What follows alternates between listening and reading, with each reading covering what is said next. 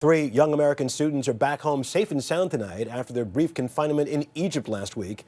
They say they were simply trying to watch history in the making. But as Cynthia Bowers tells us, they got a lot more than they bargained for.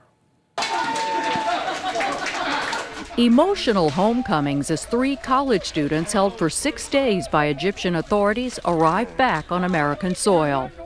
Greg Porter landed in Philadelphia, Luke Gates in Indianapolis. It's a really good feeling.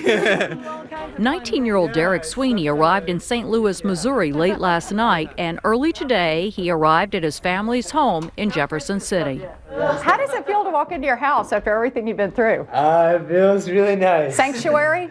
Yeah, it feels like home. The 3 were arrested last Sunday accused of throwing Molotov cocktails near Cairo's Tahrir Square. Derek describes the first terrifying night in custody. We were in a near fetal position with our hands handcuffed behind our back, and with our shirts still over our heads so we couldn't see anything even in the dark. And they said if we moved we would get shot, they would shoot us. The 3 were brought before cameras, showing them with firebombs Egyptian authorities said came from their backpacks.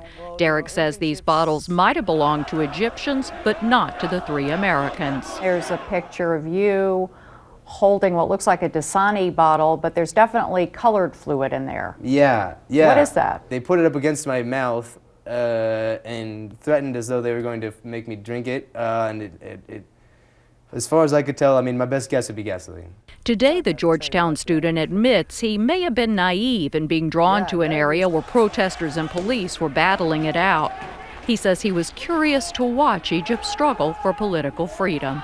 You do get passionate about it, and it's about a passion for democracy and liberty and values that I think Americans can stand for, too.